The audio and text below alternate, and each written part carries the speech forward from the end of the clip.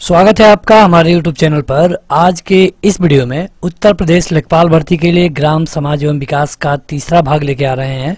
यहाँ पर इस वीडियो में हम कवर करेंगे उत्तर प्रदेश की योजनाएं। अगर आप इसके बारे में ज़्यादा जानकारी चाहते हैं तो आपको ये वाला ऐप डाउनलोड करना होगा, जिसका लिंक इस वीडियो के डिस्क्रिप्शन में और पहले कमेंट बॉक्स में मिल जाएगा।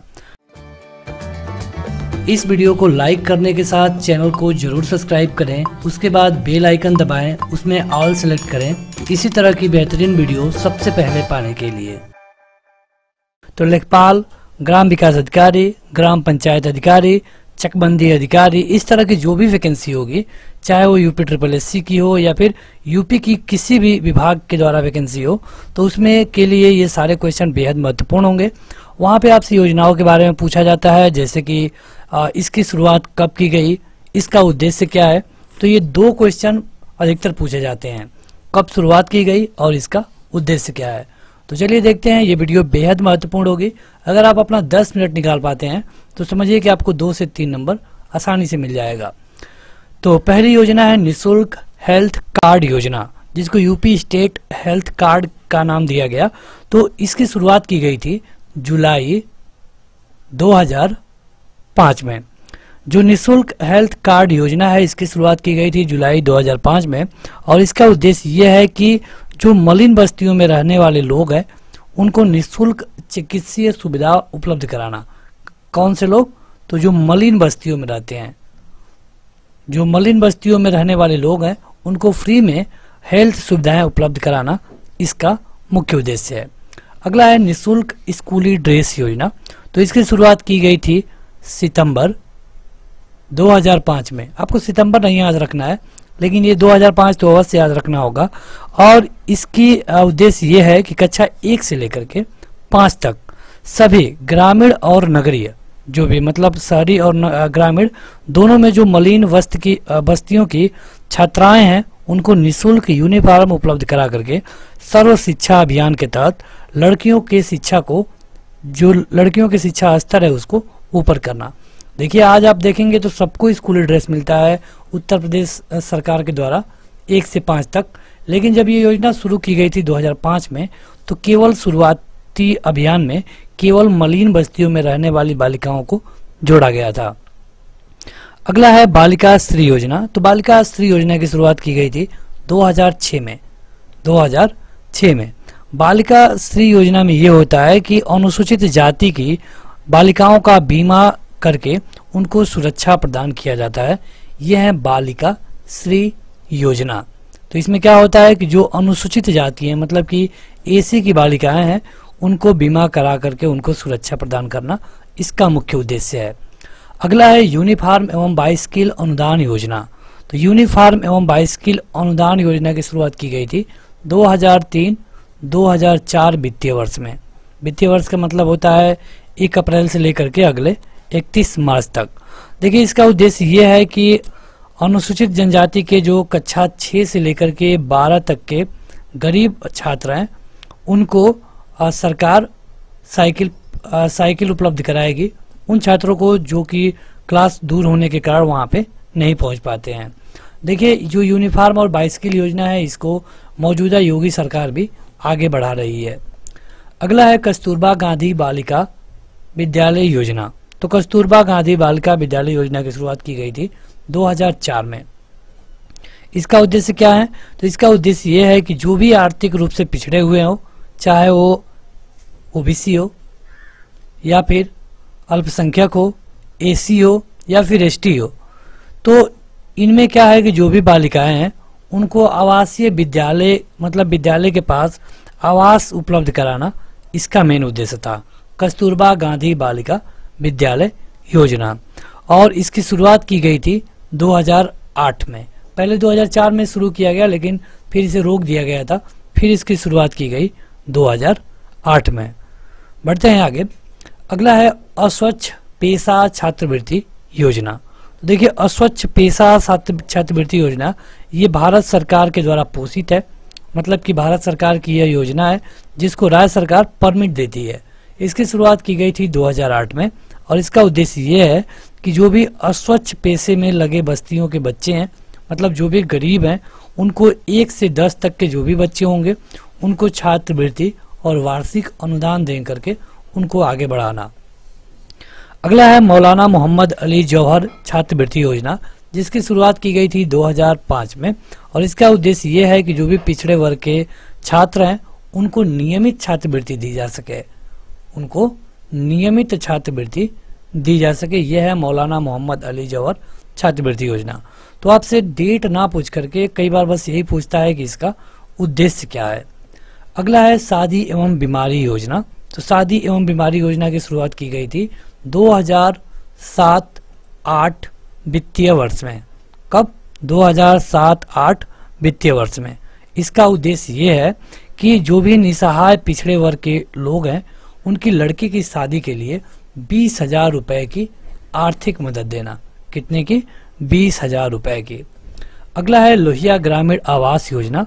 तो लोहिया ग्रामीण आवास योजना की शुरुआत की गई थी फरवरी 2013 में और अगर डेट देख लें तो यह है 20 फरवरी 2013। देखिए, अगर बात करें हम लोहिया ग्रामीण आवास योजना की तो इसमें जो भी वित्तीय व्यवस्था है, मतलब इसमें जो पैसा लगता है, सारा पैसा मतलब कि 100% पैसा इसमें स्टेट गवर्नमेंट का लगता है। कई योजनाएं ऐसी होती हैं जिसमें कि सेंट्रल गवर्नमेंट भी सपोर्ट करती है, लेकिन यहाँ पे जो लोहिया आवास योजना है ये स्टेट गवर्नमेंट के द्वारा है और ये उन्हीं लोगों को मिलता है जिनकी वार्षिक आय 36,000 रुपए से अधिक ना हो। अगला है ग्रामीण जलापूर्ति कार्यक्रम। तो देखिए, ग्रामीण जलापूर्ति जो कार्यक्रम है इसकी शुरुआत की गई थी राज्यों के द्वारा और उत्तर प्रदेश सरकार भी इसको आगे बढ़ाती है। सबसे पहले भारत सरकार 1986 में इसको शुरू की गई थी और इसका मतलब ये है कि जो गांव है जहाँ पे शुद्ध जल नहीं पहुँच रहा है या फिर सिंचाई के लिए जल की आपूर्ति नहीं हो पा रही है, वहाँ पे जल की आपूर्ति करना इसका मुख्य उद्देश्य है। अगला है एकीकृत बंजर भूमि विकास कार्यक्रम।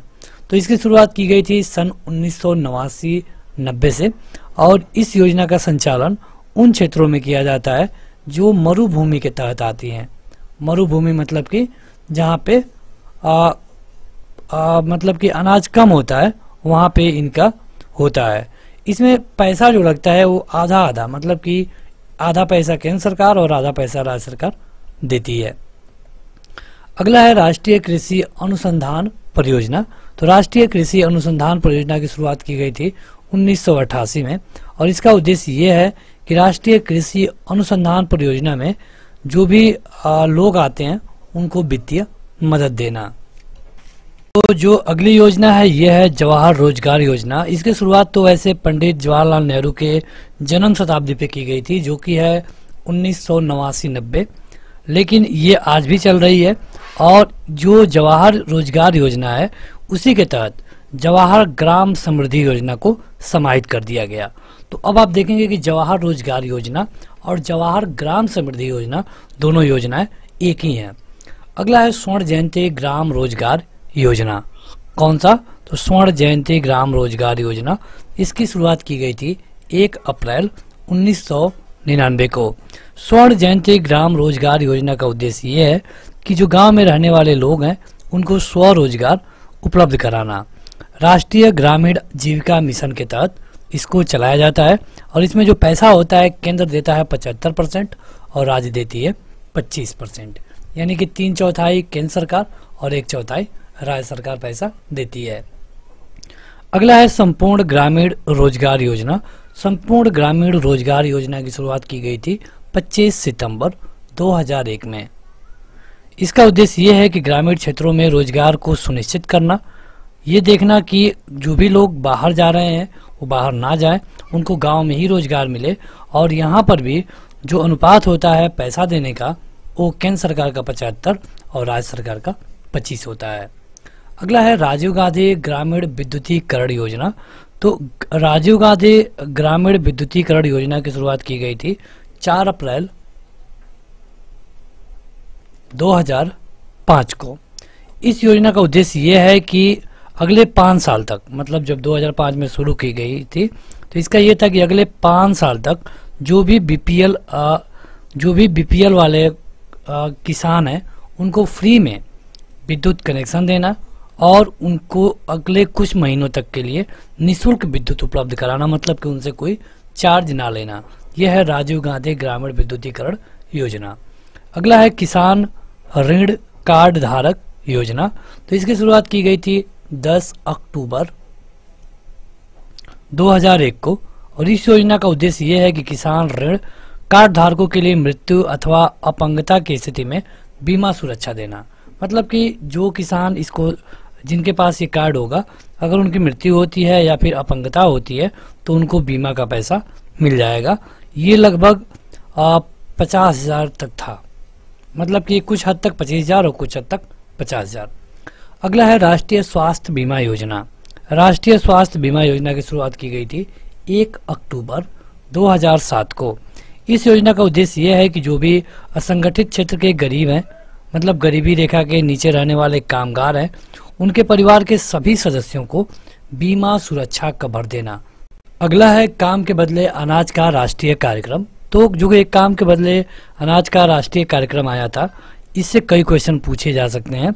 ये शुरू किया गया था 14 नवंबर 2004 को और ये 100% केंद्रीय योजना है। हालांकि चलाया जाता है राज्यों के द्वारा। इसमें जो भी लोग काम करते हैं उनको फ्री में खाद्यान्न मुहैया कराया जाता है, मतलब एक्स्ट्रा उनको खाद्यान्न मुहैया कराया जाता है ताकि जब वो काम ना करे तब भी उनको खाने के लिए मिल जाए। अगला है राजीव आवास योजना। राजीव आवास योजना की शुरुआत की गई थी 2009 में और इस योजना का उद्देश्य ये है कि चाहे किसी भी राज्य में या फिर केंद्र शासित प्रदेश में जो भी स्लम की समस्या है उसको उचित ढंग से निपटाना और देश को स्लम मुक्त बनाना। स्लम मुक्त बनाना।